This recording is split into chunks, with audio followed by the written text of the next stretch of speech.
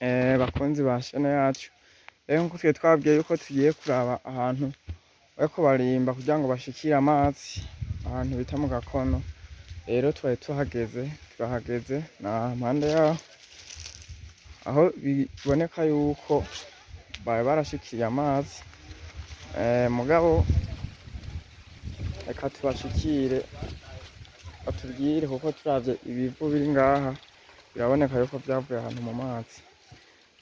Twabashikiriye rero ngaha aho baje kwimba, bakaba basanze ikinogo abari barakigize baracagishije cane, bakaba rero bahisemwo kucagura kugira ngo kibe kinini, aho usanga kwimba biba vyoroshe.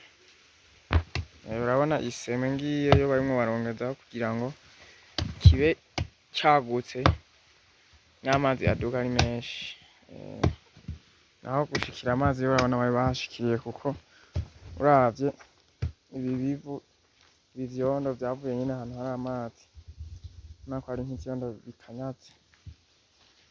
Yego tuzokomeza kubaha ibigezweho vyinshi, nk'ubu ca turinda babanze bashike ahari amazi nyene hagutse hose, aho batubwiye yuko bazoza barashiraho amazi n'abantu bashoboye kuba bovoma, bazanye imoteri yadugana iyashikana mu kigega bazoba barubatse nko ngaha hejuru. Urumva abantu bari basanzwe baja kuvoma mw'isugwe n'ahandi bitwa mu Ngiguma bazoba borohewe. Rero urumva n'igikorwa kidasanzwe kandi n'iterambere ku bantu bose baba bahegereye, amazi yari asanzwe agora. Tukaba dusaba n'uwogira ico aterera ku bijanye n'ibi bikorwa, urumva ko ari igikorwa c'iteka, ntawohengeshanya kugira ico akoze. Uyu muntu urumva ko yakoze iciyumviro ciza cane. Nabo bavuze ati bazimba hamwe amazi adudubiza ahubwo hakwiye gushika no hejuru. Urabona barabimenyereye, sivyo barimwo barahigisha ku bintu bijanye no kwimba. Usivye ko gusa bimvye ubwa mbere, bimvye gito, bituma bitaborohera kugira ngo babandanye bakora ibikorwa babishitse ku musozo.